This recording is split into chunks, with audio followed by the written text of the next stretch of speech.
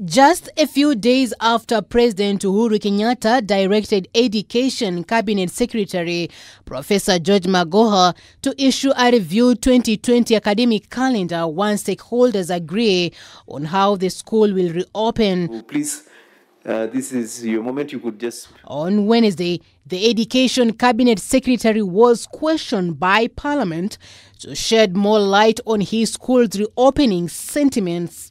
Having personally visited our basic institutions, we shall not achieve what we call social distance. It is a fact. If you want, you can go and interrogate yourself, and yet the children must open and go back to school.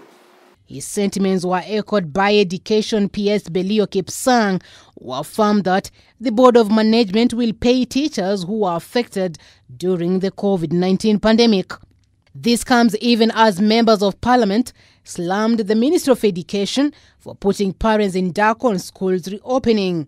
You cannot tell the parents it is September. Then in another week you say it's October.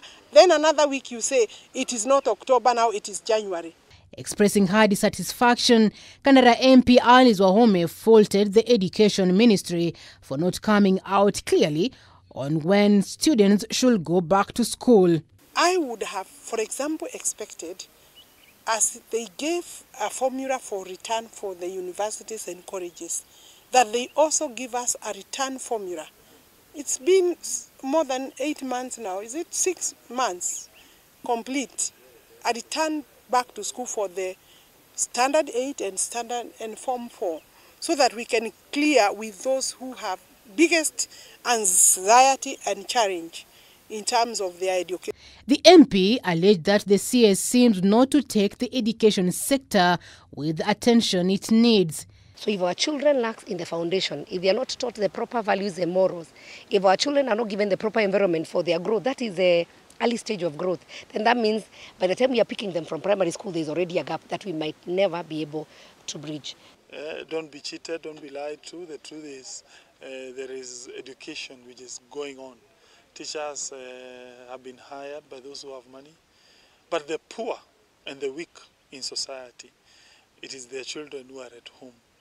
It is their children who, for the last 6 months, have not been receiving education.